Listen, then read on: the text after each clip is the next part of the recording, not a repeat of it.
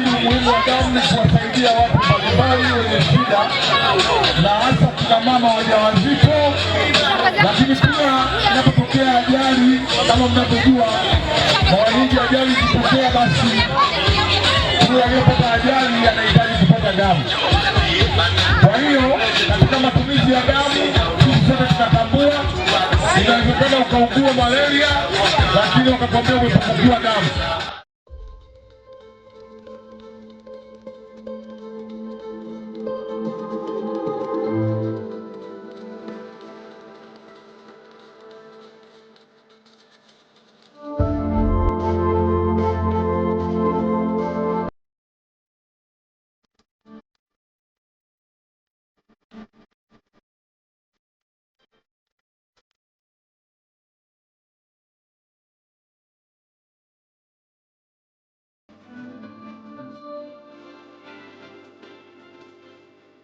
Tumekuja hapa kwa ajili ya angalau tuwaletee kidogo mkiwa hapa kambi.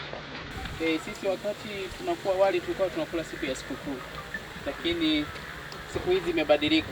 Kwa hiyo tumepata kidogo kwa ajili ya kuwaleteeni mwapo hapa kambini muweze kupata chochote.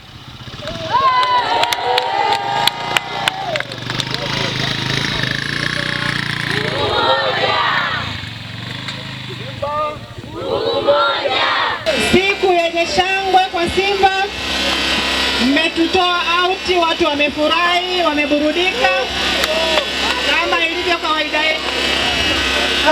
Lakini wengine wamechangia damu kwa ajili ya kusaidia wagonjwa wetu, akina mama hospitalini huko wanaojifungua, lakini pia na wagonjwa wengine wanaopata ajali na vitu kama hivyo. Polisi inawapongeza sana kwa ajili ya siku hii ya leo, na tunaendelea kusisitiza kwamba tupo pamoja na nyie popote mtakapokuwepo. Jeshi la polisi lipo na nyie. Pamoja na pongezi hizo, naendelea kusisitiza, bado tunaendelea kusherehekea hii siku ya leo, siku ya Wanasimba. Nasisitiza jamani, kufuata sheria za usalama barabarani.